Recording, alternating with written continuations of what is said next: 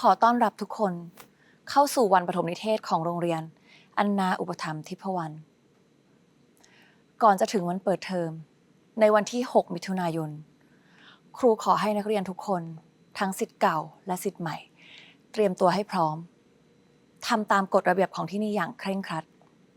พยายามเข้าร่วมทุกกิจกรรมของเราและทำตัวให้เป็นดั่งผ้าสีขาวเพราะที่นี่เราสอนให้นักเรียนของเราทุกคนเป็นเด็กเรียบร้อย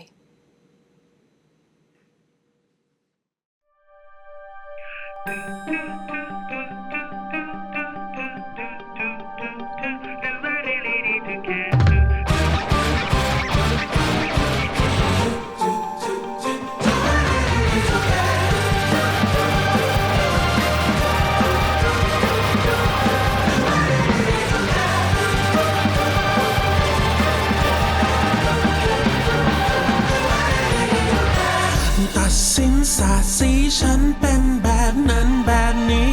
ใครจะคิดก็คิดไป ไม่เป็นดังหวังคือความแหลกเหลวดื้อรั้นเชื่อแบบนั้นก็ตามใจ ทุกคนตามหาหัวใจตัวเองทั้งนั้นแม้มันจะไม่สวยงามดังที่หวังเอาไว้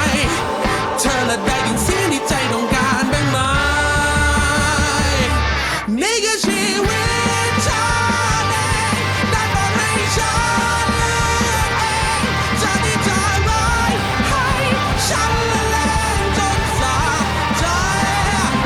แสงมีหลากสีซ่อนอยู่ใครเลยจะรู้ข้างในแต่ฉันจะเป็นฉันส่วนเธอจะเอายังไง Do I really need to care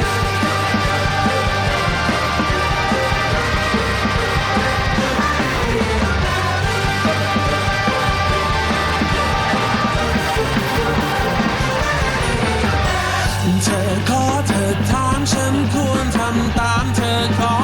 เพราะว่าฉันจะปลอดภัยเธอเข้าใจไหมฉันแค่ทำตามใจคิดและฉันไม่อยากจะเสียดาย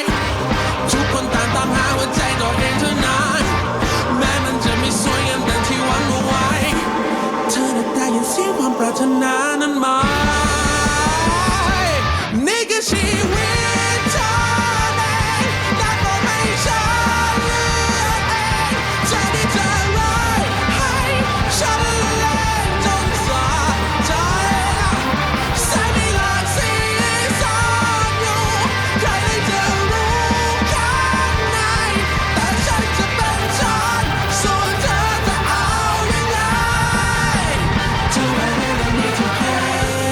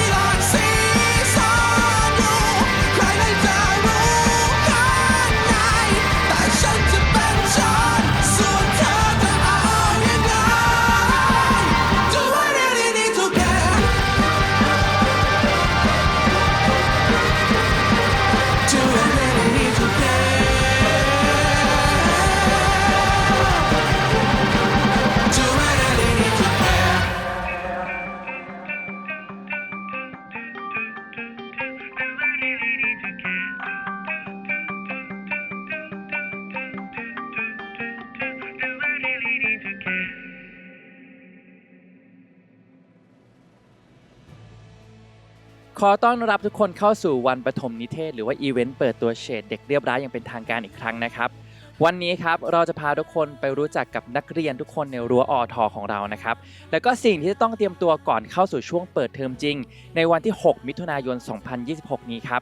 และถึงแม้ว่าทุกคนนะครับจะเป็นศิษย์เก่าที่เคยมีประสบการณ์กับเรื่องราวเฉดเด็กเรียบร้อยของเรามาแล้วนะครับแต่บอกเลยว่าเทอมนี้เนี่ยจะเป็นประสบการณ์ใหม่ที่ทุกคนไม่เคยเจอมาก่อนอย่างแน่นอนครับถ้าเกิดพร้อมแล้วขอต้อนรับเข้าสู่เฉดปฐมนิเทศครับ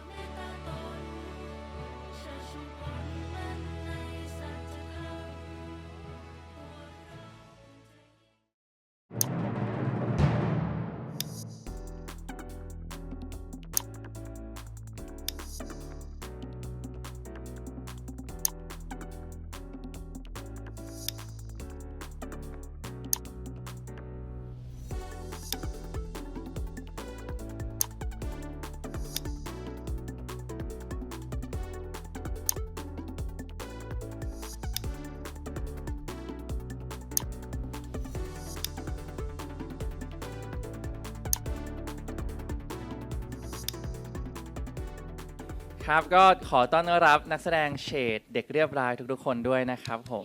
สวัสดี สวัส ค่ะ ดีค่ะ สวัสดีค่ะ สวัสดีค่ะ โอเคฮะก็วันนี้นะครับเราจะมาพูดคุยกับทุกๆคนแล้วก็วันนี้ถือว่าเป็นวันเปิดตัวซีรีส์ของเราอย่างเป็นทางการ แล้วก็ถือว่าเป็นวันปฐมนิเทศของโรงเรียนอทของเราเนาะก็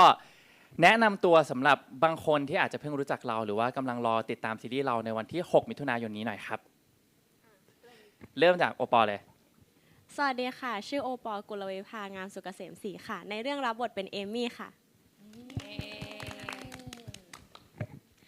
สวัสดีค่ะ มินนะคะ มินเบญจนีวัชรวสุนทราค่ะ และบทเป็นโซฟีค่ะ สวัสดีค่ะ พลอยจุฑามาศประกรณ์วรวงศ์ค่ะ รับบทเป็นนาโนค่ะ สวัสดีค่ะ ปุ้ยฝ้ายธาราทิพย์ใบแสงรับบทเป็นเจนค่ะ สวัสดีค่ะ นิกกี้วรินทร์จันทร์ประสงค์ค่ะ รับบทเป็นเบลค่ะ สวัสดีค่ะ อิงแลนด์ระดามณี รัตนาพร มาลีสกุล รับบทเป็นเอิญค่ะ สวัสดีค่ะ ซูนานิชาห่วงค่ะ รับบทเป็นมิงค่ะ สวัสดีค่ะ มุกวรณิษฐาวรวงศ์ค่ะ รับบทเป็นครูนลินค่ะ ครับแล้วก็เป็น CEO ของบริษัทด้วย ก็ร่วมกับคุณพิธีกรนั่นแหละค่ะ ครับก็ต้องบอกทุกคนก่อนว่าวันนี้ก็จะเป็นงานกันเองนิดนึงเนาะ ค่ะ เพราะว่าพวกเราทุกคนก็เป็นคนที่อยู่เบื้องหลังของเรื่องนี้ด้วย แล้วก็เป็นทีมงานของค่ายเราแล้วก็ของเรื่องนี้กันทั้งหมดเลยนะครับก็วันนี้อยากให้แนะนำตัวละครของตัวเองหน่อยเริ่มจากมุกก็ได้ว่าบทที่ได้รับเป็นใครแล้วก็คาแรคเตอร์ประมาณไหนครับ ค่ะก็โรงเรียนนี้เป็นโรงเรียนหญิงล้วนนะคะ ที่สอนให้ทุกคนเนี่ยเป็นเด็กเรียบร้อยเพราะฉะนั้นก็เราเนี่ยก็เป็นนักเรียนศิษย์เก่าที่จบจากโรงเรียนนี้มา แล้วก็อาจจะเคยไม่เข้าใจในอะไรหลายๆอย่างก็เจอปัญหาต่างๆ ในโรงเรียนมาอะไรอย่างเงี้ยค่ะแต่สุดท้ายแล้วเราก็มีเหตุที่ให้เราเป็นครูเหมือนเป็นครูใหม่ของโรงเรียนนี้ เพราะฉะนั้นเรามีความเรียกว่าเข้าใจทั้งเด็กแล้วก็เข้าใจทั้งโรงเรียน แต่ว่าเราจะเป็นยังไงเราจะดีจะร้ายอะไรอย่างเงี้ยก็ขอให้ทุกคนไปดูในซีรีส์ค่ะ เด็กเรียบร้อยแต่ครูไม่รู้ร้ายหรือเปล่า ไม่ ต้องรอดู แน่นะพี่ซูบ้างครับพี่ซู ค่ะก็บทมิงเนี่ยก็เป็นศิษย์เก่าที่อทเหมือนกัน แต่ก็เคยเป็นคนสนิทของครูนรินทร์ด้วยเช่นกันค่ะ ครับก็ต้องรอดูว่าก ลับ ว่า มาทำอะไรที่โรงเรียนนี้ก็รอติดตามนะคะ อันนี้เป็นตัวละครแบบว่าลับนิดนึงนะทุกคนก็ทุกคนต้องรอดูว่าตัวละครมิงจะเข้ามามีบทบาทอะไรในโรงเรียนแห่งนี้นะครับผมก็ต่อไปน้องอิงแลนด์ ค่ะ ก็สำหรับตัวละครของเอิญนะคะ ก็คือจะเป็นตัวละครที่เป็นเด็กทุนที่ได้รับทุนการศึกษาเนี่ยเข้ามาเรียนในโรงเรียน ครับ แล้วก็ทีนี้เนี่ยมันก็มีเรื่องราวบางอย่างที่ทำให้เด็กคนนี้เนี่ยต้องย้ายห้องเรียน ใช่ ได้เท่านี้เพราะเดี๋ยวจะสปอย ใช่ บางคนยังไม่ได้ดู ประาณนี้ บางคนยังไม่ได้ดู ใช่ประมาณนี้ค่ะ โอเค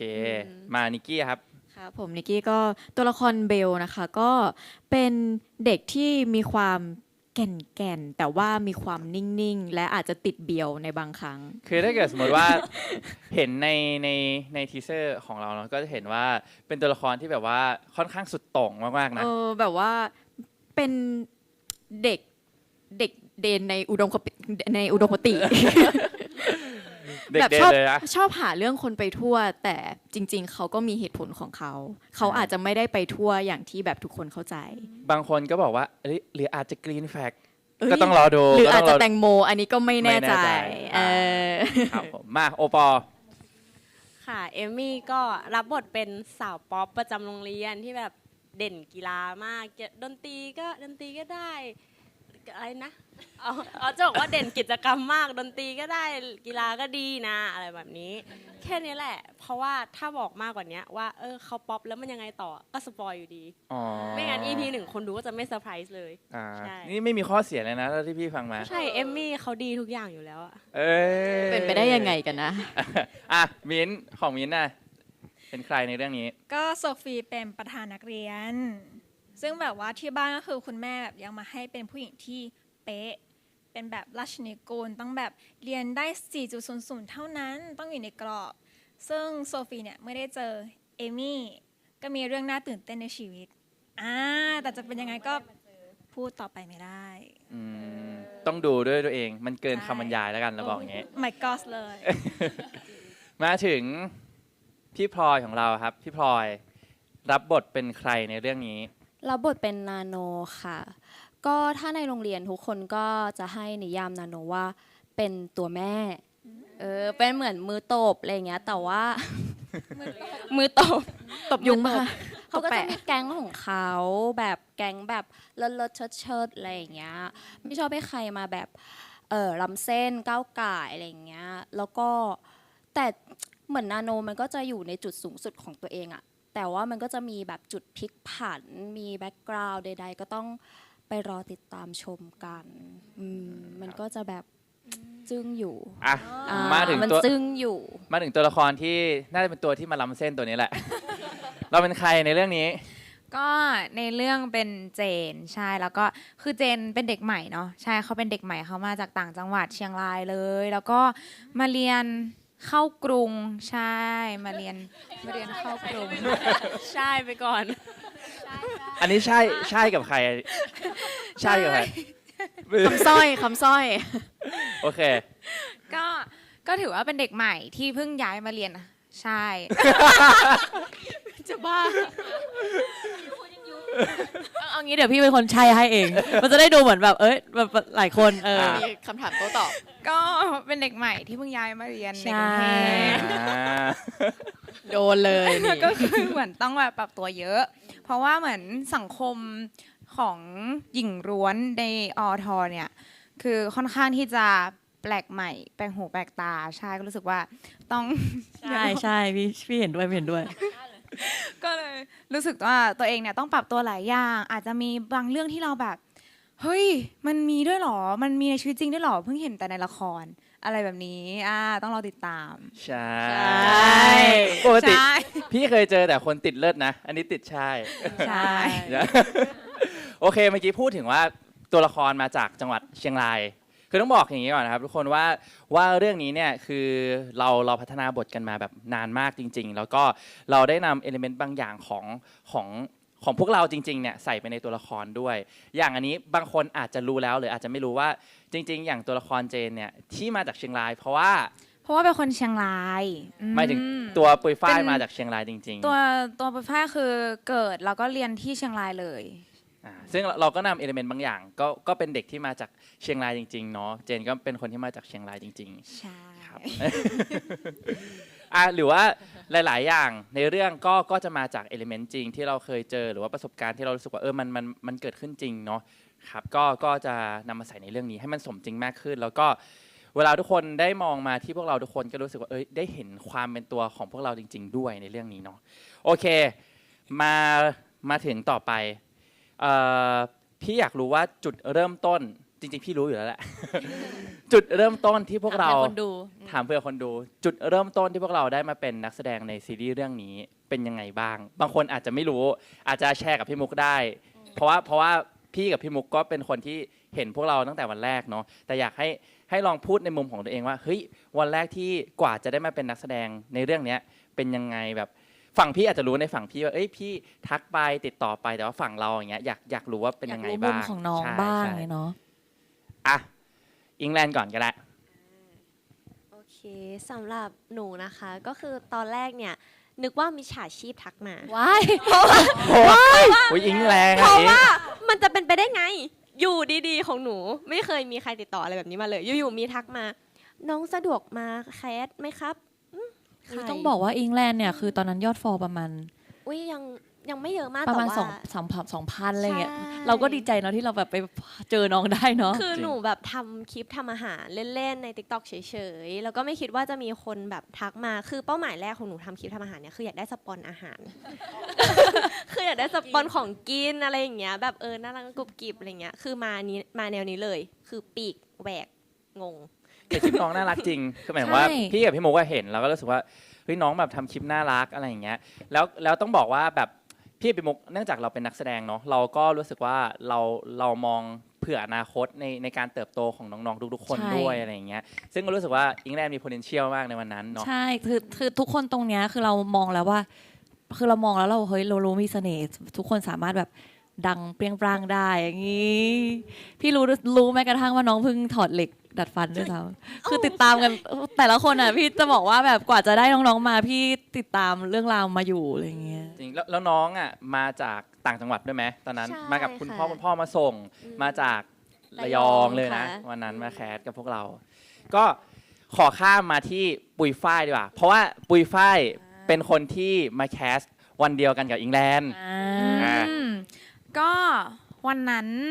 คือโอเค มีค่ายติดต่อมาก็รู้สึกอุ้ยน่าสนใจอะไรอย่างเงี้ยเพราะว่ามันเหมือนมันก็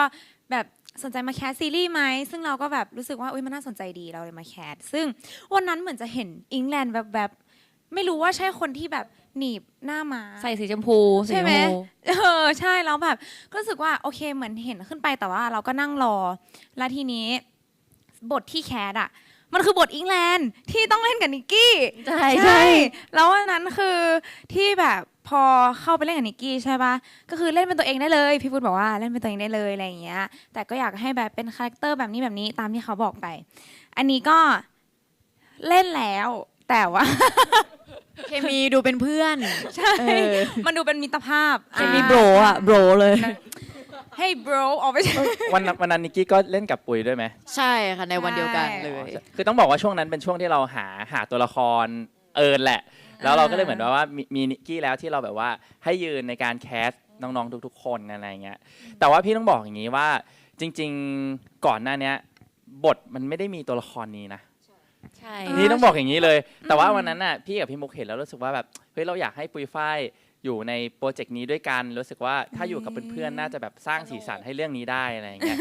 ก็เลยมีการเพิ่มบทตัวละครนี้เข้ามาเลยนะ เฮ้ย เออ เพื่อนหนูเลย เพื่อนหนูเล เฮ้ ย ยเพราะว่าเหมือนตอนนั้นน่ะที่แคสใช่ไหมก็ได้ยินว่าแบบทีมงานก็พูดว่าเฮ้ยวันนี้ได้2 คนเลยเหรอ เพราะว่าปกติคือแคสมาไม่ค่อยได้เลย ใช่ แต่ว่าวันนี้ได้2 คนเลย แล้วก็มีคนทีมงานก็พูดว่า วันเนี้ยใส่เสื้อสีเขียวมางั้นแสดงว่าโชคดี คือมันเป็นทริคของบริษัท ใช่ ว่าเราจะมีพี่โปรดิวเซอร์ชื่อพี่ไตเติลเนาะก็พี่ไตเติลเนี่ยปกติถ้าเกิดเขาใส่เสื้อสีเขียวมาในวันแคสติ้งเนี่ยเรามักจะได้นักแสดงเข้ามาร่วมโปรเจกต์กับพวกเรา เฮ้ย ซึ่งวันนั้นก็ วันที่ได้ ใส่เสื้อ นิกกี้ สีเขี ด้วยปะ มา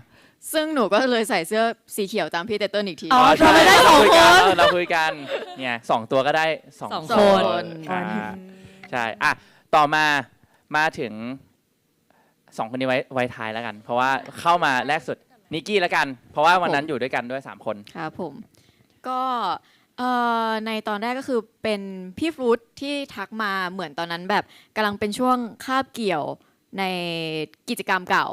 อ่า ที่เหมือนเราแบบเพิ่งจบมาแล้วเหมือนไม่รู้พี่ฟรุตไปเห็นมาจากไหน แต่ว่าเหมือนเรารู้จักกันอยู่แล้วก่อนหน้านั้น คืออย่างนี้ อันนี้เล่า อ่ะ แช ได้ ร์แชร์ ได้เลย ก็คือ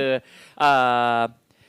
พี่เนี่ยเรียนที่มหาวิทยาลัยกรุงเทพ เดียวกัน แล้วพี่ก็เหมือนแบบว่าเวลา Open House หรือว่าวันประถมนิเทศเหมือนวันนี้วันประถมนิเทศของเรา พี่ก็มักจะแบบเป็นคนที่ต้องทำกิจกรรมในงานนั้น แล้วเหมือนตอนนั้นน่ะพี่ก็มีโอกาสได้ไปร้องเพลงในวันประถมนิเทศ แล้วนิกกี้อ่ะเพิ่งเข้าพอดี ใช่แล้วหนูก็เลยแบบถ่าย เหมือนถ่ายสตอรี่ แล้วก็ แบบ แท็กไป แท็กไปอะไรเงี้ยก็เลยเหมือนมีการได้ฟอลกัน แต่ว่าเราก็แบบไม่เคยได้พูดคุยอะไรกันเลย ไม่คุยกันเลย จนกระทั่งมีโปรเจกต์เนี้ยพี่ก็รู้สึกว่าเฮ้ยแบบ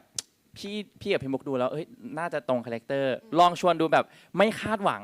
เพราะตอนนั้นน้องก็มีชื่อเสียงโด่งดังนะต้องยอมรับ ใช่ พี่ก็ไม่คาดหวัง แต่ว่า น้องก็มา น้องลุยมาก แล้วก็รู้สึกว่าแบบโหยนิกกี้แบบทำได้ดีเกินความคาดหมายของพี่มาก ๆอะไรอย่างเงี้ย ขอบคุณ ก็เลย ค่ะ รู้สึกอยากให้อยู่ด้วยกันในโปรเจกต์นี้ ใช่ครับนั่นก็เป็นเรื่องราวของผมนั่นเองครับขอบคุณที่เราไปฟังครับนี่แหละเลิศแล้ว ครับ โอเคมาถึงพี่พลอยนี้ พี่พลอยนี่มาจากมุกค่ะ ยังไงจุดเริ่มต้น ก็เหมือนเคยเจอพี่มุกแบบในงานหนึงอะไรเงี้ยพี่มุกเป็นนางแบบส่วนหนูก็ไปเหมือนแบบไปเดินเล่นในกองไปช่วย ใช่ อะไรเงี้ย น้องไปช่วยเป็นในฐานะทีมงานแบบว่าช่วยดูไฟอะไรอย่างเงี้ยช่วย ใช่ แบกของอย่างเงี้ยแล้ว ถื ซึ่ง อ แบ ดี บ เฟกต์ มุกเห็นน้องตั้งแต่ตอนนั้นแล้วมุกรู้สึกว่าถ้าคนเราเอาคนสวยขนาดนี้มาจัดไฟให้กับเราเหรอเนี่ยอะไรอย่างเงี้ยมันเห็นฟีลตั้งแต่ตอนนั้นแล้วพลอยก็เป็นคนหนึ่งที่ไม่เคยรู้ว่าตัวเองสวยแบบไม่รู้ไม่เหมือนแบบเขาใช้ชีวิตเหมือนแบบเด็กลุยๆคนนึงอะไรอย่างเงี้ยอ่ะทุกคนอาจจะเห็นนาโนนะอ่ะน้อง ดำมากตอนนั้น ใช่แล้วเหมือนแบบว่าวันหนึ่งพี่มุกก็ทักมาว่าถ้าสมมุติว่าวันหนึ่งพี่เปิดค่ายแบบอยากชวนน้องมาแคสซีรีส์น้องแบบอยากลองแคสไหมอยากลองเล่นไหมหนูก็แบบตอนนั้นหนูก็ชื่นชมพี่มุกมากหนูก็เลยว่าไปแบบพี่มุกทำอะไรหนูอยากแบบไปหมดเลยอย่างเงี้ยแล้วก็เว้นไปนานมากหลายเดือน คือพูดมุกคุยกับน้องตั้งแต่พี่อาจจะทำค่ายนะ ใช่ อย่างเงี้ยเลยอ่ะ ถ้ามีอย่างนั้นอ่ะ ใช่ แบบอยากมาร่วมงานกับพี่ไหมอะไรอย่างเงี้ย หนูก็แบบรีบตอบตกลงเลย จนแบบเหมือนทีมงานค่าย FRT ก็ทักมาว่าแบบแบบมาแคสซีรีส์ไหมแต่ตอนที่พลอยไปแคสอะตอนนั้นแคสอีกเรื่องหนึ่งซึ่งก็คือคนที่ต่อบทด้วยคือมิ้นท์ใช่ตอนนั้นโอ้โหมิ้นท์ อ๋อแคทลี่อเลน อ๋อ ใช่ ใช่ใช่ By My Boss By My Boss ตอนนั้นแคส by my boss แล้วก็คนที่ต่อบทคือมิ้นท์อะไรเงี้ยตอนนั้นก็ไม่กล้าคาดหวังอะไร เพราะว่ารู้สึกว่าตัวเองแบบไม่เก่งเลยจริงๆอะไรเงี้ยแต่ว่าสุดท้ายก็ได้รับโอกาสนั้นมา ก็ต้องขอบคุณพี่มุกมากๆค่ะแล้วก็ขอบคุณฟุตด้วย ครับ แต่ต้องบอกว่าตอนที่พี่พลอยมาในวันแคสเนี่ยเรารู้สึกว่าเราเห็นแล้วเราก็แบบคือตอนแรกอ่ะพี่มุกบอกผมว่าคือแบบพลอยสวยมากนะอะไรอย่างเงี้ยนี่ไม่เคยเจอตัวจริงเห็นแต่รูปอะไรเงี้ยซึ่งปกติค่ายเราอ่ะเรามักจะต้องการคนที่สวยทั้งตัวจริงแล้วก็สวยทั้งในโซเชียลเนาะ ทีนี้วันนั้นเราก็แบบอ่ะในโซเชียลอ่ะผ่านอยู่แล้ว แต่ว่าตัวจริงเรายังไม่เคยเห็นแต่พอมาถึงแบบโหสวยจริงอะไรอย่างเงี้ยแล้วก็โอเคแล้วแบบพี่พลอยก็ตั้งใจมากๆด้วยอะไรอย่างเงี้ยดีนะไม่งั้นเป็นคู่ ไม่เลือกผีอะ เดี๋ เรื่ ย อ ว ง นี้ นี้ มันมีนะ อ๋อ คู่เหมียวพลอย โอเคไม่ได้ข้ามไป โอเคมาถึงมิ้นท์กับโอปอบ้าง มิ้นท์กับโอปอถือว่าเป็นรุ่นพี่นะ ถ้าในณที่แห่งนี้ถือว่าเป็นรุ่นพี่ เพราะว่ามิ้นท์กับโอปอได้ร่วมงานกับค่ายของเราตั้งแต่เรื่อง Rearrange เนาะซึ่งเล่าจุดเริ่มต้นหน่อย จุดเริ่มต้นเราอาจจะไม่เหมือนเพื่อน เอามิ้นก่อนตื่นเต้นมิ้นก่อน ไม่แต่ว่าจุดเริ่มต้นอ่ะต้องเป็นโอปอที่เห็นฉันสิ อ๋อก็หนูก่อนสมมติว่าที่หนูได้เข้ามาค่ายนี้เลยเนาะคือหนูได้เข้ามาค่ายนี้ก็เพราะว่าเหมือนโปรเจกต์เก่าที่เรียกว่าเรียนเล่นกับเนี่ยคุณพิธีกรฟุตเนี่ยแหละค่ะ น่า เขา กลัวมาก กำลังหาคาแรคเตอร์ที่เป็นเพื่อนกับวินคาแรคเตอร์ที่ต้องการก็คือในใบแคสติ้งคออ่ะเขาแปะรูปหนูไว้เลยว่าเนี่ยอยากได้ผู้หญิงคาแรคเตอร์นี้พี่ฟุตก็เลยเสนอว่าเอ้ยถ้าเราอยากได้คาแรคเตอร์แบบเนี้ยเราเรียกน้องคนนี้มาด้วยเลยไหมวันนั้นก็เลยมีทีมงานทักมาแล้วหนูก็มาเป็นคนแรกของวันนั้นเลยที่มาแคสคาแรคเตอร์นี้ก็คือเป็นคนแรกและคนสุดท้ายเลย น้องยืนแคทให้คนอื่นทั้งวันเลย ๆในฝั่งของพี่ดีกว่าคือเวลาเราทำซีรีส์เนาะเราก็จะต้องมีการวางเลฟคาแรคเตอร์นะครับว่าตัวละครเนี้ยเราอยากได้คนหน้าตาประมาณนี้ ซึ่งโอปอเป็นเลฟของเรื่องนี้เป็นเลฟของตัวละครบิวเราก็เลยเหมือนแบบคุยกับพี่คนเดิมพี่ไตเติ้ลของเราโปรดิวเซอร์ของเราว่างั้นเราก็เรียกน้องมาเลยไหมเพราะน้องก็ตรงคาแรคเตอร์อยู่แล้วเนี่ยก็เรียกมาซึ่งความประทับใจคือมารอก่อนการแคสชั่วโมงนึงอ่ะมารอแบบ นานเกิน เกือบ โอปอเป็นคนที่ชอบเผื่อเวลามากเวลานัด เผื่อมากๆจริงๆอ่ะแบบมาเผื่อนั้นมากตั้งแต่ที่แคสยังไม่เปิดอ่ะพี่ต้องให้คนมาเปิดให้ก่อนอะไรเงี้ยแล้วก็พอแคสแล้วตรงจริงเล่นดีจริงอะไรเงี้ยวันนั้นก็เลยตัดตัวละครคนที่จะแคสเป็นบทนี้ออกหมดเลย แล้วก็ให้โอปอยืนเป็นบทนี้แล้วก็แคสกับทุกคนไป ใช่ เนาะ แล้วในวันนั้นก็คือต้องหาคนที่เล่นคู่หนู ซึ่งก็คือหลินและในวันนั้นอ่ะก็มีมิ้นท์มาด้วยให้มิ้นท์เล่าต่อ เขินอะไรอ่ะ เขิน จะได้เล่าในพาร์ทตัวเองไง ก็คือของมินอะเป็นพี่ช่างภาพทักมาเพราะว่ารู้จักกับพี่นักเขียนเรื่องเรียเลนเขาทักมาว่ามีโปรเจกต์นี้มีค่ายนี้สนใจมาแคสไหมซึ่งกดเข้าไปดูอะคนฟอลไม่ถึงร้อย เพิ่งเปิดเลยเพิ่งเปิดค่าย เปิด เลย IG FRT พอกันแค่พี่ฟุตแล้วก็มาร์ค อืม มินก็แบบโอ้ยโดนหลอกไหมเนี่ย มีฉาชีพอีกหรือเปล่า ณสถานที่แบบไกลมาก แต่ก็คือลองไปดูลองสู้ลองไปดูแต่พอเข้าแบบก็คือเห็นพี่ฟุตกับพี่มุกนั่งอยู่ก็แบบเฮ้ยโห ของจริงนี่หว่า ของจริง ไม่โดนหลอกแล้ว อันนี้ไม่โดนหรอก ใช่ แล้วก็พอได้แบบได้เข้ากับโอปอล์เข้าไปนั่งเห็นโอปอล์นั่งกับแม่อยู่ข้างบน ถามว่ากินลูกอมไหมดูอาใส่ดี แต่พอจริงๆป้ามินอะพอแคสกับโอปอล์เสร็จมินบอกเพื่อนเลยว่า ได้แน่เลยอะ อุ้ย เข้าใจว่าเหมือนแบบ มั่นใจเลย มันผ่านฉลุยแล้วก็แบบรู้สึกเข้ากันแบบอุ๊ยได้แน่เลยอะ อ่า มันเข้ากันกับค่ายเหรอหรือเข้ากันกับ กับเธอ เฮ้ยเราลุกไหมแล้วก็ปล่อยเป็นเซสชั่น2 คนดีกว่าใช่ไหม แต่ว่าต้องบอกว่ามิ้นท์น่ะช่วงแรกๆ เราก็จะมีการคุยกันมิ้นท์ก็จะคุยกับพี่เนาะพี่ก็จะโทรคุยกับมิ้นท์ว่าแบบว่าเฮ้ยจะยังไงอนาคตเป็นยังไงแบบมิ้นท์ก็พูดมาคำนึงคือแบบว่าพี่โฟร์แบบถ้าหนูไปอยู่แบบหนูแบบรักค่ายมากๆนะ ฝากดูแลหนูดีๆนะอะไรเงี้ยก็เลยแบบเราก็อยู่กันมาตั้งแต่วันนั้นเนาะก็แบบมิ้นท์ก็รักพวกพี่จริงๆ ทุกคนก็แบบเป็นเหมือนแบบพี่น้องของพี่จริงๆเนาะโอเคต่ออยากรู้พี่ซูก่อนพี่ซูจุดเริ่มต้นของพี่ซู จุดเริ่มต้นของพี่ซูไม่เหมือนคนอื่นนะ เพราะว่าอันนี้แอบแบบว่าเป็นส่วนตัวของมุกนิดนึงโอเค ความชอบส่วนตัวซะแล้ว เราแค่ในมุมที่ซูรู้แล้วกัน ครับ จริงๆ ตอนแรกซูเคยร่วมงานกับเมฆพี่ชายมุกก่อน แล้วคราวเนี้ยเมฆก็ทักมาว่ามุกมีโปรเจกต์จะเล่น Girl Love จะแบบสนใจไหมแล้วก็ได้นะอย่างเงี้ยแล้วแค่นั้นนะคะประโยคแค่นั้นแล้วก็ผ่านมาหลายเดือนน่าจะ 2-3 เดือน แล้วก็ FRT ก็ทักมา แต่ว่าตอนนั้นอะไม่แน่ใจว่าใช่ แต่ว่าตอนนั้นยังไม่แน่ใจว่าเป็นค่ายมุกหรือเปล่าอย่างเงี้ยก็คือลืมไปแล้วอะที่ประโยคไม่เคยพูด ก็พอมาแคสมาถึงที่ก็เห็นมุกก็ค่อยปฏิปต่อได้ว่าที่เมย์เคยทักก็คือน่าจะเป็นอันนี้ประมาณนั้น ในฝั่งของฟุตหาคนมาแคสเยอะมากมุกยังไงมุกก็ชอบพี่ซูนะแคสอีกมุกแต่ว่ามุกก็ชอบพี่ซูลองดูไอจีอีกรอบไหมส่งคลิปให้ฟุตอะส่งลิงก์ให้ฟุตส่งคลิปพี่ซูลงคลิปอะไรส่งให้ฟุตจนแบบโอเคมุกได้เลยอยากให้มุกแบบเลือกเองอยู่แล้วแหละ แต่ว่าแบบว่าก็อยากให้พี่ซูรู้ว่ามุกเลือกพี่ซูชูสตั้งแต่วันแรกเลย จริงๆก็จะบอกว่าตอนแรกอ่ะจะมันมี2บทเนาะมันมีของตัว By My Boss ด้วย แล้วก็บทของคู่มุกด้วย ซึ่งก็พี่ซูก็มาแคสทั้ง2บทแล้วทุกคนก็บอกว่าพี่ซูเหมาะกับออมมากกว่ามุก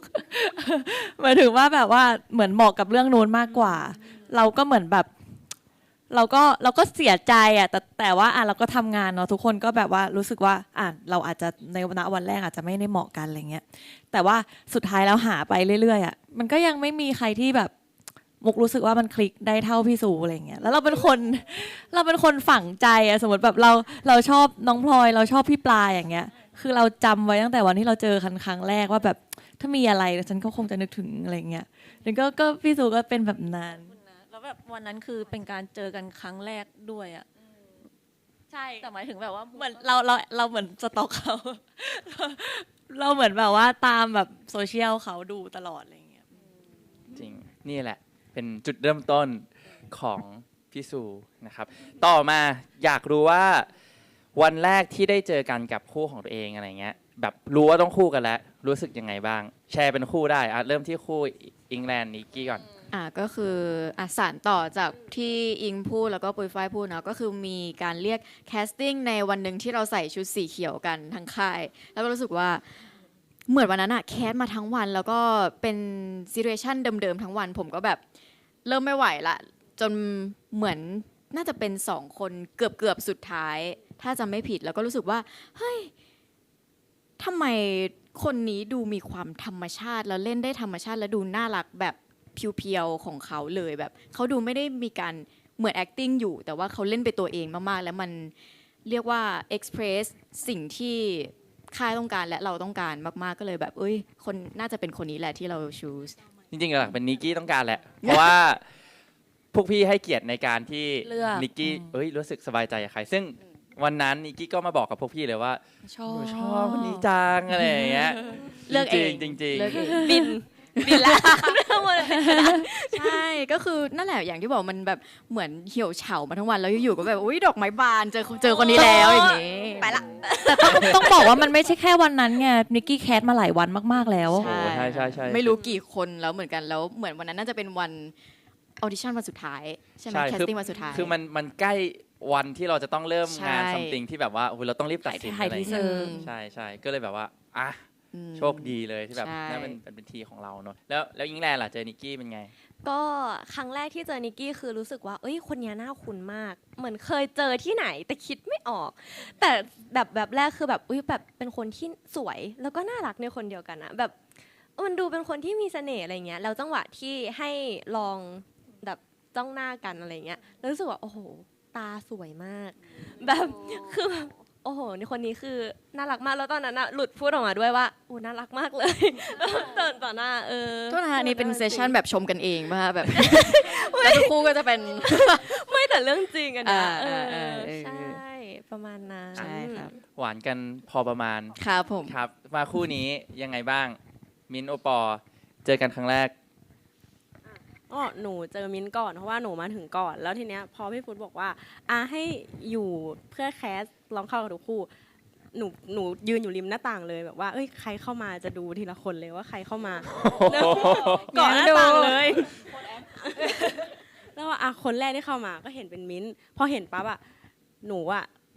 ไม่ได้รู้จักมิ้นท์อยู่แล้ว แต่ว่ารู้จักใน IG ไม่ได้ฟอลเลยนะ แต่หมายถึงชอบไปส่องเขาอยู่แล้ว มานานแล้ว อันนี้ฉันเพิ่งรู้ ใช่แบบคือไม่หมายถึงว่าเราอยู่ในไอจีช่างภาพเยอะไง แล้วแบบเฮ้ยทำไมหน้ามันตะมุตะมิดังวะก็เลยกดเข้าไปดู แล้วก็จะเนี่ยเลยจำได้ว่าคนเนี้ยชื่อมิ้นท์หน้าตาแบบนี้ แล้วก็พอเห็นปั๊บหันไปหาแม่คนเนี้ยปอเคยส่องในไอจีเนี่ยแล้วก็บอกแม่ปอชอบคนนี้ แล้วมันเป็นแฮชแท็กในทวิตเลยพี่พุทธลงปอชอบคนนี้ มันมีคนแท็กใช่ โอ้ยดู ใช่ก็บอกแม่ว่าเนี่ยชอบคนนี้เลยแบบหน้าตาน่ารักมากแม่เนี่ยเดี๋ยวเขาขึ้นมานะแม่ดูนะหน้าตาน่ารักมากเลยบอกแม่อย่างนี้เลย อ๋อ ขึ้นมาก็เลยแบ่งขนมให้เลย ขึ้นนะก็ตัวจริงก็น่ารัก ตรงปก แล้วพอลงไปแคสก็เขาเล่นได้ แล้วก็ตอนที่ส่งไปหนูจำได้ว่าตอนแคสแบบนี้หนูส่งไปผิดด้วยแล้วเล่นได้อยู่เลย แล้วพอมันเล่นแล้วมันดูโฟล์เขาก็น่ารักจริงๆใช่ มิ้นท์มิ้นท์ ก็อย่างที่บอกแบบถึงแม้ว่าบทจะผิดใช่ไหม แต่เราดูเข้ากันได้ดูเล่นแล้วแบบโฟลว์ยังบอกเพื่อนเลยว่า ฉันได้แน่เลยไม่แต่ว่ากับ คือแบบ อ๋อ first impression ใช่เลยแต่เล่นกับพีคคือเขินจริงแต่เล่นเพราะว่าจำได้ว่าสิ่งที่ต้องเล่นหน้าอยู่ใกล้กันมากคือแบบเพิ่งเจอครั้งแรกแล้วก็ได้ซีนแบบหน้าใกล้ๆกันเลยรู้สึกชอบเคมีที่แบบเห็นแล้วมันเขินจริงแบบพูดแล้วเขินค่ะ มาถึงคู่สุดท้ายของเรา คู่นี้เป็นยังไง เจอกันครั้งแรก คือด้วยความที่พี่พลอยเข้ามาอยู่ก่อนใช่ไหมแล้วตอนที่เราไปเวิร์กช็อปกัน ก็เหมือนทุกคนเหมือนรู้คร่าวๆแล้วว่ามินโอปอจะคู่กันฮะแล้วก็เราก็ไม่รู้หรอกเพราะว่าเหมือนตอนนั้นพี่เติ้ลก็พูดว่าแบบไม่ได้จะวางคู่กับใครนะ ก็แค่แบบยังเอามาในอยู่โปรเจกต์เฉยๆอะไรอย่างนี้ เพราะว่าเหมือนแบบในเรื่องนี้แบบมีคู่อยู่แล้วอะไรแบบนี้ใช่ซึ่งเราก็โอเคได้เราเล่นยังไงก็ได้เราได้หมด ซึ่งพอตอนเวิร์กช็อปมันก็จะมี6คนใช่ปะก็มีนิกกี้อิงแลนด์โอปอมินแล้วก็พี่พลอยแล้วก็หนูซึ่งจำได้เลยว่า first impression ที่มองหน้าพี่พลอยจะเป็นแบบนี้เขาดึงก่อน แล้วในหัวเรามันแบบ ไม่เอางี้นะในหัวซีน EP 1เจนพูดยังไงในหัวปุ้ยฝ้ายพูดอย่างนั้นเลย คนอะไรสวยจังวะอะไรเงี้ย คนอะไรสวยทุกมุมคือแต่จริงๆนะคือตอนนั่งปุ๊บคือพี่พลอยจะเป็นคนบุคลิกดีมากพี่พลอยจะแบบตอนนั้นหนาวจำได้ห่มผ้าห่มแล้วก็จะห่มผ้าห่มน่ารักมากห่มผ้าห่มแบบยุบอย่างนี้แล้วก็นั่งหลังตรงก็ดูแบบโหแบบสวยคือสวยมากคือพี่พลอยสวยมากจริงๆแต่คือแบบมันจะมีคือทุกครั้งเวลาเวิร์กช็อป คือจะแอบไปมองพี่พลอยตลอด แล้วพี่พลอยจะมองหน้ากลับแบบนี้ ก็เหมือนนาโนในเรื่องเลย ใช่ แล้วหนูก็เลยหลบตาตลอด เวลาจะมองพี่พลอยแบบพอพี่พลอยจะหันหน้ามาหนูหลบตาตลอด หนูจะอย่างนี้ละ หนูจะดุกดิกละ แล้วตอนนั้นเป็นเด็กใหม่เข้ามากับอิงแลนด์ หนูก็จะชวนอิงแลนด์มาใหม่เหมือนกันใช่ไหม ไม่คุยกันก่อนไหม ไม่ ไม่คุยกันก่อน เราอยู่ด้วยกันเนาะ ไม่มีด้วยกันเขาดูสนิทกันแล้วอะอะไรแบบนี้ ก็เลยแบบว่าโอเคเราอยู่ด้วยกันอะไรอย่างนี้ แต่แบบโอเคพอเหมือนเกินไปแล้วเหมือนแบบจะได้เล่นตอนแรกเป็นมิตรภาพอยู่เนาะ แบบได้เล่นเป็นมิตรภาพกับพี่พลอยรู้สึกว่าหุยโอเค พอเวิร์กช็อปเสร็จปุ๊บขอไปเข้าห้องน้ำกด2 IG เลยคนไหนเนี่ย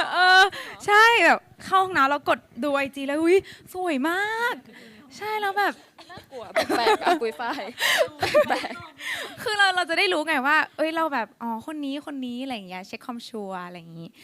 แล้วแบบกลับมาเขาก็จะเป็นมิตรภาพแล้วก็แบบคู่กันฟิลนี้แหละเป็นฟิลไปอะไรแบบนี้ซึ่งแบบรู้สึกว่าในใจก็คิดว่าเฮ้ยเธอจะอยากคู่กับฉันไหมใช่แต่ก็โดยรวมก็โอเคเธอคิดว่าไง เคยบอกกับปุยฝ้ายไปแล้วแบบนานมาแล้วว่า first impression ที่เจอปุยฝ้ายครั้งแรกคือตอนนั้นปุยฝ้ายหัวทองเลยทองแบบเหลืองเลยอ่ะ ใช่แบบแล้วก็เลยรู้สึกว่าเด็กคนนี้มันต้องแสบแน่เลยอ่ะเราเป็นคนแบบกล้าคิดกล้าพูดทุกอย่างอะไรอย่างเงี้ยเราก็จะมีแบบฟิลเตอร์แบบคนนี้มันต้องดูแบบแสบดูเป็นแบบเด็กกระโปรง แล้วก็ตอนมองหน้าฉันก็มองแบบนี้เลยมองแบบมองอย่างนี้เลย ก็เลยคิดว่าแบบเฮ้ยจะอยากคู่กับเราปะวะแบบหน้าอย่างนี้ดูเหมือนไม่อยากคู่กับเราเลยอะไรอย่างงี้ใช่ไม่แต่พอแบบว่าได้ออกไปเที่ยวด้วยกันได้ใช้เวลาด้วยกันก็รู้สึกว่ามันมีอะไรหลายอย่างที่เราเหมือนกันมากมันคลิกกันมากการพูดคุยการกินแบบหลายๆอย่างอะไรอย่างเงี้ยความคิดก็เลยรู้สึกว่าชอบปุยฝ้ายชอบแบบว่าชอบแบบนิสัยแบบอยู่ด้วยเราสบายใจเหมือนแบบมันเป็นเซฟโซนของกันและกันใช่เพราะว่ารู้สึกว่าเหมือนพอได้เจอพี่พลอยมากขึ้นหมายถึงว่าเราได้ไปนู่นนั่นนี่ทำแอคทิวิตี้กันเยอะขึ้นรู้สึกว่าเหมือนช่วงแรกๆที่เราคิดว่าเขาจะเป็นคนนิ่งๆแบบรู้สึกว่ามันหายไปหมดเลยแล้วพี่พลอยก็คือเป็นคนที่แบบน่ารักสำหรับหนูมากแบบว่าเป็นคนที่น่ารักเราเป็นพี่ที่แบบเป็นห่วงอะไรอย่างเงี้ยแล้วเราก็รู้สึกว่าแบบเอ็นดูมากใช่แบบเวลาทำอะไรก็จะแบบนึกถึงกันเพราะว่ารู้สึกว่าแบบคือเห็นอะไรก็รู้สึกว่าแบบอุ๊ยอันนี้เราเคยแบบอยากทำด้วยกันอะไรอย่างเงี้ยจัดเทียร์ลิสต์คนที่ชอบชมคู่ตัวเองที่สุดอันดับ1โอเครู้แล้วว่าชอบกันมาอันนี้ของมุกบ้างพี่ซูเจอมุกน่าจะพอรู้ว่าเป็นยังไงแต่ว่าอยากรู้ว่าทำไมที่มุกแบบชูสพี่ซูเลยอ่ะแบบที่ต้องเป็นพี่ซูอ่ะแบบเป็นเพราะเหตุผลอะไรมันน่าจะเป็นความก็มันคือเซนส์นี่แหละมันคือความชอบส่วนตัวพุทธมันก็เราอธิบายออกมายากมากแต่รู้สึกว่ารู้สึกได้ว่าคนนี้จะเข้ากับเราได้อะเรารู้สึกแบบนั้นแล้วพี่ซูล่ะครับเห็นมุกครั้งแรกเป็นไง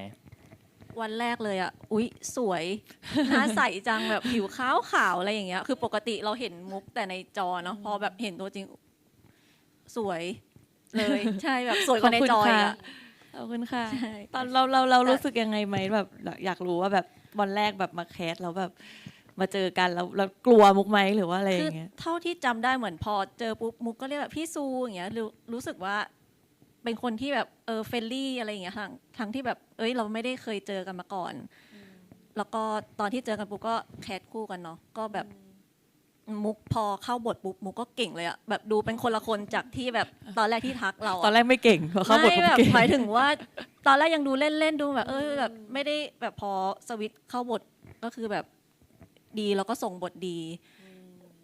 อันนี้คือ first impression ในวันแรกใช่ค่ะแล้วพอแบบทำงานด้วยกันมาคือมุกก็มีโจทย์อย่างหนึ่งแหละคือหมายถึงว่าตัวเราอ่ะเราอาจจะเป็นคนที่เราอาจจะอยู่ในวงการมานานมากๆอะไรเงี้ยแต่ว่าในฐานะคนทำงานคนหนึ่งมุกเป็นคนที่ทำงานด้วยง่ายมากๆอย่างเงี้ยมุกก็เลยอยากได้แบบคู่ที่ฟีลคล้ายๆกันแบบลุยงานอะไรอย่างเงี้ยแบบว่าเหมือนสามารถอยู่ด้วยกันได้ energy คล้ายๆกันอะไรอย่างเงี้ยค่ะดีครับมาถึงเรื่องของการทำงานในกองบ้างเนาะคือรู้สึกว่าจะมีหลายคนที่อาจจะต้องฝึกฝนหรือว่าทำบางอย่างที่ตัวเองอาจจะไม่คุ้นชินหรือว่าไม่เคยทำมาก่อนหรือในชีวิตนี้ไม่รู้จะได้ทำบ้างหรือเปล่าอย่างมุก อิงแลนด์แล้วนิกกี้ต้องมีฉากที่พูดภาษาฝรั่งเศส ซึ่งยาวมากๆทุกคนจะมี1ฉากที่ยาวมากๆอยากรู้ว่าทำการบ้านยังไง การบ้านยังไงต้องเริ่มจากระยะเวลาก่อนเนาะก่อนที่เราจะได้มีการแบบเปิดกองถ่ายซีรีส์กันมันก็จะมีการแบบเรียนเล็กๆน้อยๆน่าจะสักประมาณ2 เดือนก่อนเริ่มถ่ายถ้ารวมระยะเวลาการถ่ายไปด้วยน่าจะสัก5ใช่ค่ะแล้วก็ทางบริษัทก็เป็นคน hire French teacher มาด้วย ใช่ก็ขอบคุณมาก แต่ว่าในส่วนของเรื่องแบบการจำหรืออะไรต่างๆ น่าจะเป็นในส่วนของแบบตัวเอง ต้อง ข เป็ อง น แต่ละ วินัย คนแล้วเป็นต้องเตรียมสมองมาเองแล้วอะไรเงี้ยคืออย่างเช่นแบบเวลาก่อนหน้าเซตที่ต้องมีพูดฝรั่งเศส ใช่ กัน ใช่ เราจะไม่คุยกันเลยค่ะ ใช่แต่เราจะเหมือนไม่สนิทกันค่ะ3 คนทั้งที่เราสนิทกันมาก แต่ว่าเราก็จะไม่คุยกันแบบจะแยกกันไปคนละมุม เราทุกคนก็จะพูดแบบเหมือนพูดคุยกับแม่ซื้อของตัวเองแล้วก็ จริง อันนี้จริง ใช่ ไอ้ละปาก เพราะว่าอยู่ข้างๆนิกกี้น่ะนั่งอย่างเงี้ย อะไรแบบนั้น ปกติคนอื่นอ่านบทเนี่ยมันจะมีแบบภาษาไทยอะไรอย่างงี้ใช่ไหมอันนี้แบบชื่อใช่ พูดอะไร ใช่ค่ะแต่ว่าในส่วนของวิธีการฝึกเอาในส่วนของนิกกี้ก่อนละกันก็คือ เราจะเขียนเป็นภาษาคาราโอเกะในแบบที่ตัวเองเข้าใจ คือคนอื่นมาอ่านอาจจะไม่เข้าใจเลยก็ได้อะไรเงี้ยใช่ค่ะก็คืออ่านภาษาคาราโอเกะภาษาไทยใช่แล้วก็มีแบบโหลดแอป ใช่ ที่เป็นฟิลเหมือนคล้ายๆ AI ใช่ค่ะที่แบบสามารถพิมพ์ text ลงไปได้ภาษาฝรั่งเศสแล้วเขาก็จะแบบ select ภาษาได้ใช่ครับแล้วก็ช่วยในการออกเสียงมากๆ มาพี่อยากรู้บ้างว่าแบบว่าเราอยู่ในกองมาก็นานเนาะเราเห็นคาแรคเตอร์ของทุกคนตลอด พี่อยากให้ทุกคนลองสลับคาแรคเตอร์กับคู่ของตัวเองดูในเรื่อง แล้วลองแบบว่าพูดสักประโยคนึงที่เป็นประโยคติดปากของคู่เราในเรื่องหน่อยอะไรก็ได้ เริ่มจากคู่นี้ก่อนเลย ใช่ อันนี้แต่มันไม่ต้องคีปคาแรคเตอร์เนาะแต่แค่พูด คีปต้องคีปคาแรคเตอร์คือต้องแบบว่าจาก เป็นตัว เจ แม่ นวันนี้เป็นนาโน เป็นตัวแม่ อยากเห็นทำให้อยากเห็นจริง โอเคมา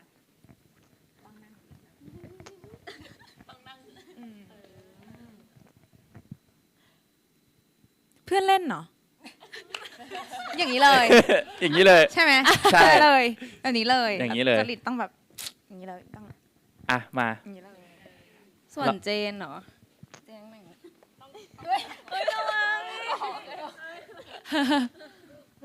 นั่งแต่เจนเหรอมันพูดอะไรไม่รู้อ่ะ เจ๊พูดไม่รู้เรื่องละ ก็คงเป็นแบบไฟที่จมูกเธอสวยดีนะ ไม่ได้ต้องมองจริงด้วยต้องมองจริงด้วยอ่ะ ไปแต้มฝ่ายมาเลย นี่ไงเขามีไฟอยู่แล้ว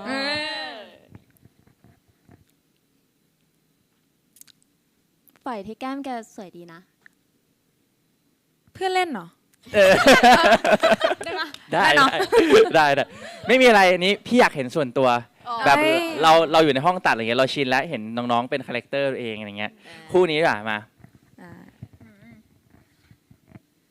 ของเอมี่ได้เป็นท่าทาง ได้ท่าทางก็ได้ เดี๋ยวแอบสอดแทรกคำพูดให้ด้วย เธออะ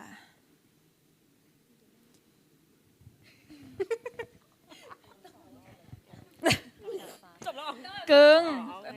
คือปกติเวลาแบบเข้าซีนกับเอมี่อะมันจะแบบไม่รักก็ทะเลาะอะไรอย่างงี้ไง แต่นี่จะเป็นติดกึ่ง แต่เขาอยู่กับสาวอื่นเขาจะกึ่ง ของเราลองเป็นประธานดูสัก1 ประโยค 1 ช่วง อันนี้คาดหวัง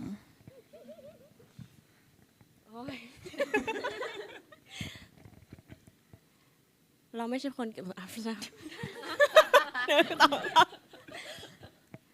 เราไม่ใช่คนขี้ฟ้องแบบนั้นหรอก เราก็ไม่ใช่คนเรียบร้อยด้วย จังหวะยักคิ้วเมื่อกี้ เข้าสิงโดนเลี้ยงจนกึ่งอะ มานิกกี้อิงแลนด์สลับคาแรคเตอร์กัน ดูยากเนาะ แป๊บนึงใครเริ่มก่อน ไออิงได้อยู่ โอเค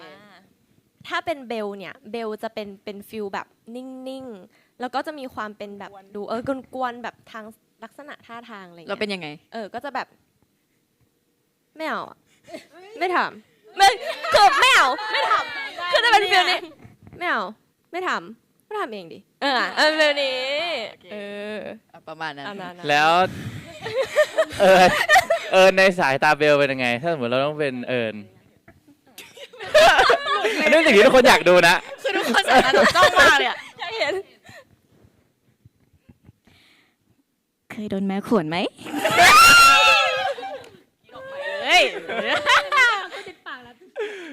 เป็นประโยคเด็ด เป็นประโยคเด็ดโอ้ยขนลุกเลย มาเถอะพี่รุ่นพี่บ้าง เอาพี่จูก่อนไหม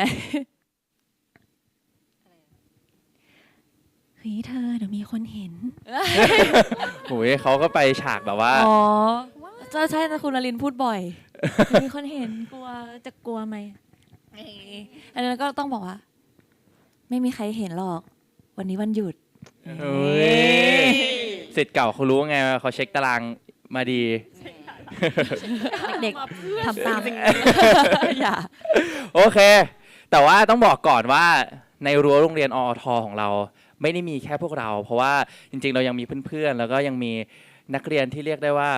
ทีเด็ดของโรงเรียนอยู่อีกหลายคน แล้ววันนี้เพื่อนๆของเราเขาก็จะมาร่วมเซสชั่นสัมภาษณ์กับเราด้วยนะคะขอเสียงปรบมือให้กับอเล็กซิสโอปอพี่ปลาน้องพิมพ์ครีมเนยแล้วก็นุกด้วยครับ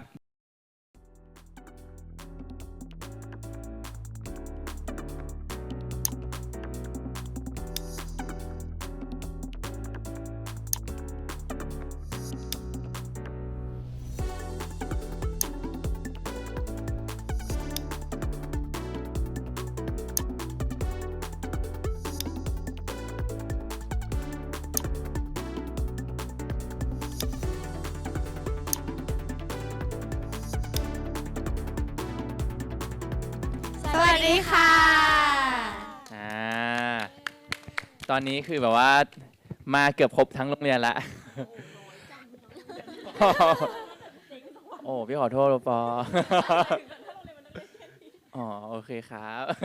อ่ะมาแนะนำตัวกันหน่อยครับ เริ่มจากพี่ปลาก่อน ค่ะ สวัสดีค่ะ ชื่อปลานะคะ รับบทเป็นครูส้มค่ะ อ่ะทางนู้นบ้าง ชื่อโอปอนะคะรับบทเป็นใบปอค่ะ เย้ สวัสดีค่ะชื่ออเล็กซิสนะคะรับบทเป็นข้าวปั้นค่ะ ข้างล่างน้องเล็กของเรา สวัสดีค่ะชื่อพีมค่ะรับบทเป็นไออุ่นค่ะ สวัสดีค่ะคิมเนยค่ะ รับบทเป็นก้อยค่ะ โอเคแล้วนี่ก็เป็นอีก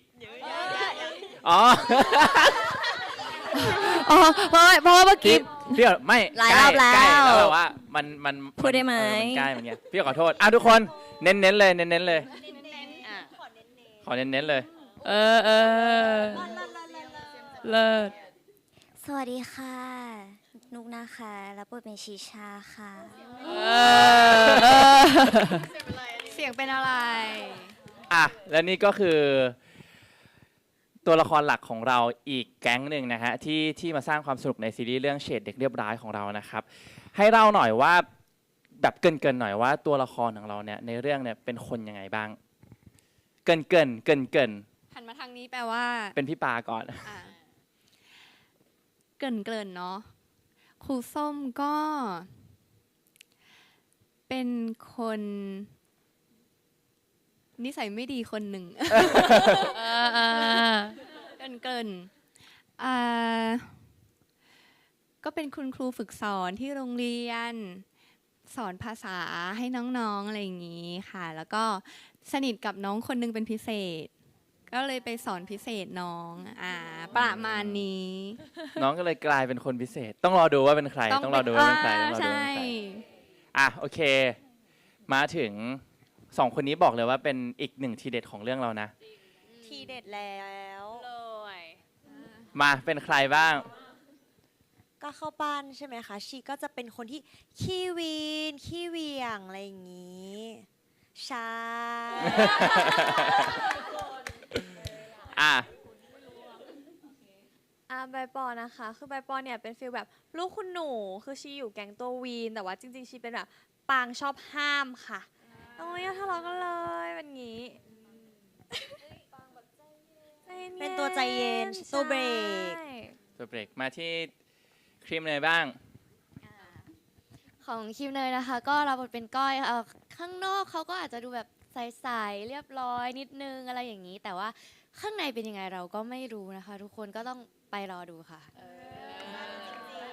มาถึงน้องเล็กของเราน้องฟิล์ม ค่ะก็ไออุ่นเป็นเด็กน่ารัก เป็นรุ่นน้องใช่ก็เป็นรุ่นน้องแล้วก็เป็นคนที่น่ารักมากๆคนนึงนี่ จริงจริงจริงเห็นด้วย ประมาณนี้ โอเค ชิชาค่ะ ครั ชิ บ ชา ครับพี่ชา ชิชาก็เป็นคนน่ารักเรียบร้อย เป็นห่วงความเป็นอยู่ของเพื่อนๆทุกคนในโรงเรียน อาจจะเป็นในรูปแบบของชิชา ที่คนอื่นเขาอาจจะมองไม่เห็นแต่ว่าเฮ้ยเราจริงใจจริงๆนี่ ไม่เชื่อแหละตอนนี้ คนดูรู้เลยนะเนี่ยอันเนี้ย แปลว่าเก่งไงถ้าแบบแค่พูดอย่างเงี้ยแล้วคนดูมันรู้ได้อะ จริง ใคร พี่ก็ ไม่รู้บ้าง อ่ะให้มุกเล่าถึงวันแรกที่ ค่ะ เราได้ทุกๆคนในที่นี้มาหน่อย ที่น้อง โอ้ พรีมคิมเนยอเล็กซิสโอปอพี่ปาแล้วก็นุก รวมทีมกันมาอย่างนี้นะ ใช่ คะอุ้ยใครก่อนดี พี่ปาก่อนก็ได้ค่ะ พี่ปานี่เป็นกรณีเดียวกับพลอย ก็คือชอบมาอยู่แล้ว ชอบมาอยู่แล้ว แล้วก็รู้สึกว่าแบบถ้ามีโอกาสก็อยากร่วมงานกับพี่ปากับจริงๆเป็นเพื่อนกันกับปลา ก็จริงๆปลามา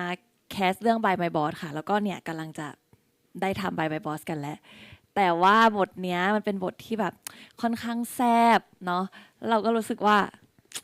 มันเหมาะกับพี่ปามากทั้งฟุตก็ต้องอธิบายมุมตัวเองด้วยว่าพวกเราแบบทีมงานแบบกรี๊ดกับบทนี้มาก คือต้องบอกว่าจริงๆอ่ะพี่ปาอยู่โปรเจกต์ by my boss แล้วเราก็รู้สึกว่าเฮ้ยแต่ว่าบทครูส้มเนี่ยเราก็ต้องการคนที่แบบว่าสวยแซ่บมากๆอะไรอย่างเงี้ยแล้วเราก็รู้สึกว่าเฮ้ยในค่ายเราคนที่ตรงคาแรคเตอร์นี้มากๆก็ต้องเป็นพี่ปลาซึ่งเราก็เลยเหมือนแบบว่ามีการได้พูดคุยกับพี่ปามารับบทเป็นครูส้มให้พวกเราได้ไหมซึ่งพี่ปาก็รู้สึกว่าเฮ้ยพี่ปาพร้อมที่จะมาถ่ายทอดตัวละครนี้ซึ่งบอกเลยว่าทำออกมาได้ดีมาก แต่ว่าต้องรอดูในเรื่องบอกเลยว่าเป็นตัวละครทีเด็ดของเรื่องเรานะครับก็รอติดตามครูส้มนะ ขอบคุณ ใช่ค่ะ ครับ สองคนนี้อย่างโอปอลเนี้ยคือ อันนี้ฟุตต้องเล่า เพราะว่าฟุตแคสน้องโอปอลมาหลายรอบมาก ใช่คือต้องบอกว่าแบบว่าต้องบอกว่าในโปรเจกต์ต่างๆ คือในค่ายเราแบบทำหลายโปรเจกต์เนาะเราก็จะมีการเหมือนแบบว่าให้น้องๆได้มีการมาเข้าคาแรคเตอร์ต่างๆ ในของแต่ละเรื่อง ซึ่ง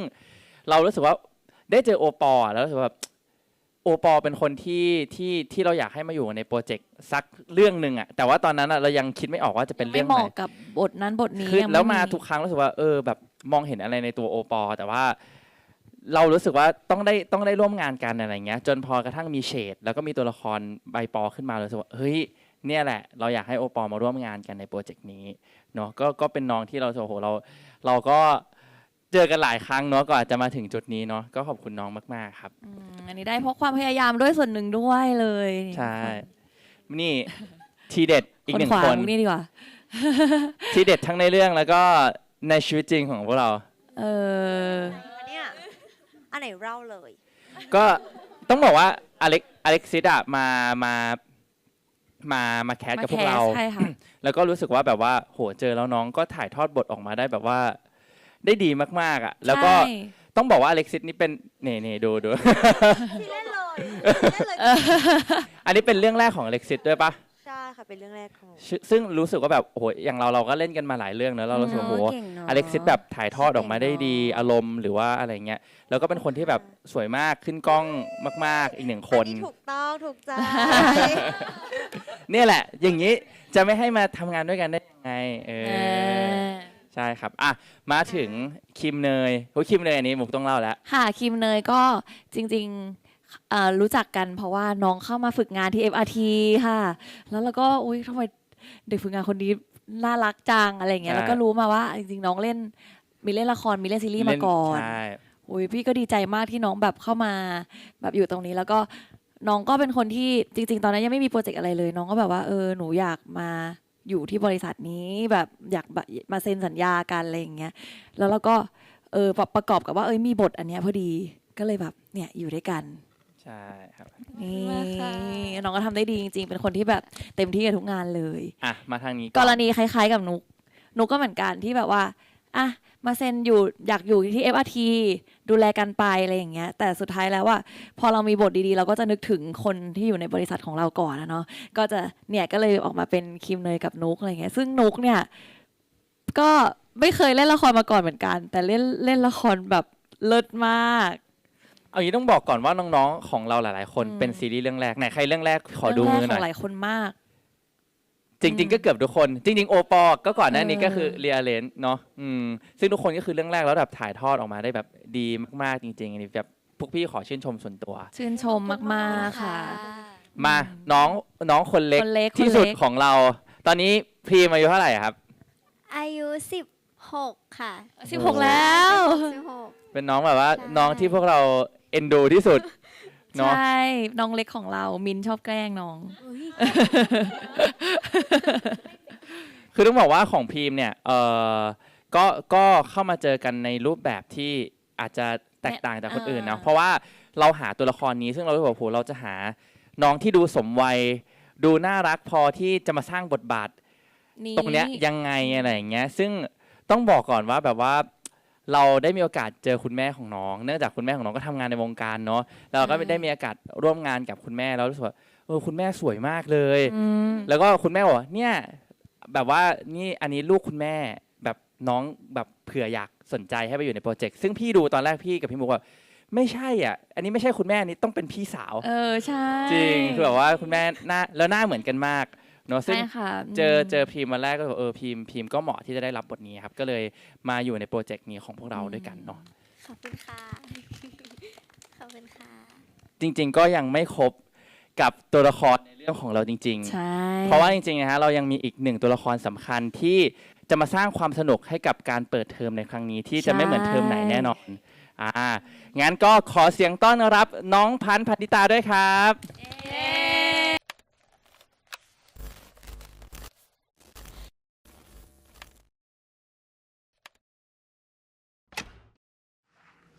สวัสดีค่ะ อันนานะคะ เปิดเทอมนี้ทุกคนสามารถติดตามทุกเรื่องราวของโรงเรียนอทได้ที่เพจ VJ อันนานะคะ แล้วเจอกันค่ะ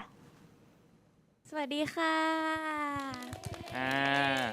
ขอต้อนรับน้องพันธ์นะครับอีกหนึ่งตัวละครสำคัญของเทอมนี้ที่บอกเลยว่าการเปิดเทอมในครั้งนี้จะสนุกกว่าเดิมแน่นอนนะครับพันธ์ในเรื่องนี้รับบทเป็นใครครับ แล้วบทเป็น VJ อันนาค่ะ ก็เป็น VJ ประจำโรงเรียนอทของเราพันธ์บอกหน่อยว่าตัวละครนี้มีความสัมพันธ์กับเรื่องราวของเรายัางไงบ้าง หนูคิดว่าเป็นเพราะว่าวิจารณาจะมีเพจจริงๆที่สามารถให้ทุกคนได้ไปติดตามกันได้เลย แล้วก็จะมีเรื่องราวของทุกๆคนในโรงเรียนอทที่แบบในซีรีส์อาจจะไม่มีก็ต้องติดตามชมในเพจหนูต้องไปฟอลเพจหนู ต้องฟอลนะทุกคน ต้องอธิบายอย่างนี้ว่าในช่วง6 เดือน 6 2026 ของเรานี้เนี่ยเราจะมีไซส์สตอรี่แนวตั้งที่นำโดย VJ อันนาซึ่งจะเป็นการขยายจักรวาลเชคเด็กเรียบร้อยให้มากขึ้นนะครับไม่ว่าจะเป็นเรื่องราวที่อาจจะไม่ได้เห็นในซีรีส์หรือว่าจะเป็นคอนเทนต์ต่างๆที่ไม่น่าจะได้เห็นที่อื่นแน่นอนก็สามารถไปติดตามเพจ VJ อันนากันได้แล้วนะครับ คือหนูอยากจะบอกว่าหนูตื่นเต้นมากที่น้องพันธ์มาร่วมโปรเจกต์นี้แล้วที่แรกหนูจะไม่พูดแล้วแต่มันมีแฟนคลับอะตัดหนูลงไปใน TikTok ว่าตอนนั้นหนูไลฟ์แล้วน้องเข้ามาดูแล้วหนูแบบน้อง เสียอาการเหรอ คือน้องน่ารักมากจริงแบบแล้วซีนที่เข้ากับน้องอะคือที่ไม่คุยด้วยอะหรือคุยน้อยอะกึ่งอยู่นะเก๊กอยู่เก๊กกึ่งแต่ว่าดีใจมากๆแล้วก็โอ้ยยินดีอะโอ้ย อันนี้เขินจริงเดี๋ยวโดนมินด่าแน่โอปอหลังเนี้ย ใช่ดีใจ ก็ดีใจมากๆที่แบบได้มาเล่นซีรีส์เรื่องแรกแล้วก็ได้เล่นกับทุกๆคนแบบเป็นโอกาสที่ดีมากแล้วจะบอกว่าหนูก็จิ้นนะแบบว่าหนูดูไปหนูก็จิ้นไปจริง ตัวเสียมอันเนี้ย จ จีนทุกคนค่ะ แล้วก็ขอบคุณ Apple Chief ที่ทำให้หนูแบบได้รู้จักกับพี่มุก แล้วก็พี่มุกก็ชวนมาเล่นอะไรเงี้ยค่ะ ก็รักพี่ตุ๋ยรัก Apple Chief ค่ะ ค่ะต้องบอกว่า Apple Chief เคสโทรศัพท์นะคะก็เป็นสปอนเซอร์ของพวกเราแล้วก็เราก็เลยได้รู้จักกับน้องพันธุ์เพราะว่าน้องพันธุ์ก็เป็นเหมือนพรีเซนเตอร์ของ Apple Chief เนาะทีนี้ก็เลยแบบลองชวนมาแบบว่าเล่นซีรีส์ด้วยกันก็เพิ่งรู้ว่าซีรีส์เชดเนี่ยก็เป็นเรื่องแรกของพันธุ์ด้วยเราก็แบบเป็นเกียรติมากๆเลยที่ได้พันธุ์มาอยู่ในซีรีส์เรื่องนี้นะคะแล้วเขาแบบคิวทองมากเขามาอยู่กับเรานะแล้วก็อีกอย่างหนึ่งที่แบบมุกแบบรู้สึกชอบแล้วก็ประทับใจมากๆคือพันธุ์แบบมาสนิทกับแบบเพื่อนๆทุกคนใน FRT เลยทำให้เรารู้สึกเหมือนแบบเป็นแฟมิลี่เป็นครอบครัวเดียวกันอย่างเงี้ยค่ะก็ขอบคุณพันธุ์ด้วยที่แบบรับงานนี้นะคะ เย้ขอบคุณครับ เอาละครับวันนี้ก็เป็นวันปฐมนิเทศเนาะเราก็มารู้จักกันพอประมาณเพราะว่าจริงๆเรายังมีวันเปิดเทอมอีกในอีเวนต์ของเรานะครับ Shade Open Semester นะครับในวันที่ 6 มิถุนายน 2026 นี้นะครับให้นิกกี้เป็นตัวแทนฝากหน่อยว่าในงานจะได้มาเจอกันยังไงบ้างได้ค่ะก็ใครที่เริ่มอย่างนี้กันละกันใครที่ยังไม่มีบัตรณวันนี้ก็สามารถกดได้ที่10อีเวนต์เลยนะคะแล้วก็หวังว่าจะมาเจอกันนะคะในวันที่6เดือน6ปี2026นะคะในงาน Shades เด็กเรียบร้อย Open Semester ที่โรง 15นะคะ SF World Cinema ที่ Central World ค่ะเย้ แล้วก็วันที่ 6 มิถุนายนเนี่ยเราก็จะได้ดูเวอร์ชันอันคัดได้ที่ FRT Entertainment นะคะใน YouTube แล้วก็คนที่ดูเสร็จแล้วเนี่ย EP 6 เราก็มาดูกันใหม่ได้ใช่เพราะวันที่ 6 เนี่ยเป็นเวอร์ชันอันคัดใช่ไหมตื่นเต้นน่ะ อยากเจอกันไหมนะอยากเจอกันไหมนะ ก็อยากให้ทุกคนมาเจอกันนะคะ6.6 นี้นะคะอุ้ยเหมือนจะขายเหมือนจะเซลอะไร ค่ะก็มาดูกันนะคะมุกก็พูดในฐานะทั้งทีมงานแล้วก็ทั้งนักแสดงเลยเนาะก็ทุกคนแบบว่าตั้งใจแล้วก็เต็มที่มากๆเลยค่ะแล้วก็อีกอย่างที่จะต้องขอบคุณมากๆนะคะต้องขอบคุณสปอนเซอร์ใจดีของเราทุกๆแบรนด์เลยพาร์ทเนอร์ของเรานะคะที่ทำให้เกิดโปรเจกต์นี้ขึ้นมาเราเรียกว่าเราเป็นเหมือนเด็กเพิ่งเข้าโรงเรียนจริงๆอ่ะก็ขอบคุณที่แบบพาเราเข้าโรงเรียนแล้วก็ได้เรียนหนังสือแล้วก็ได้ประสบความสำเร็จนะคะก็ขอบคุณพาร์ทเนอร์ของเรามากๆค่ะแล้วก็ขอบคุณแฟนคลับทุกๆคนด้วยนะคะที่ชื่นชอบทั้งตัวโปรเจกต์ทั้งตัวมุกเองด้วยแล้วก็ชอบรักลูกๆของมุกนะคะรักพี่ซูด้วยนะคะก็ขอบคุณมากๆที่มาติดตาม FRT กันค่ะทุกคนแบบรักคนไม่ผิดค่ะ ขอบคุณมากๆค่ะค่ะก็อีกอย่างหนึ่งขอฝาก MV เพลงดูของ The Darkest Romance นะคะที่ปล่อยวันนี้เลยใช่ไหมปล่อยวันไลฟ์พอดีวันที่ 24 ก็เชิญชวนทุกคนเข้าไปดู MV ได้นะคะแล้วก็ฟังเพลงได้เพราะว่าในเนื้อเรื่องเนี่ยในซีรีส์อาจจะเห็นเพลงแบบมาออกมาแวบๆแต่ตอนนี้คือมาเต็มแบบครบสมบูรณ์แบบแล้วใช่แล้ว MV เป็นยังไงแชร์ด้วยนะคะอยากแชร์อยากรู้ว่าแบบทุกคนคิดเห็นยังไงบ้างครับผมเอาละครับก็วันนี้พอประมาณแต่พอเท่านี้นะครับแล้วก็สำหรับช่วงท้ายคลิปนี้นะครับเราก็จะมีประกาศผลรางวัลผู้โชคดีจากกิจกรรม Give Away จากพาร์ทเนอร์ของเราด้วยนะครับก็สามารถรอรับประกาศผลรางวัลกันได้นะครับผมสำหรับวันนี้พวกเราเชดเด็กเรียบร้อยขอลาไปก่อนแล้วเจอกันในวันเปิดเทอมสวัสดีครับสวัสดีค่ะบ๊ายบาย ขอบคุณนะคะ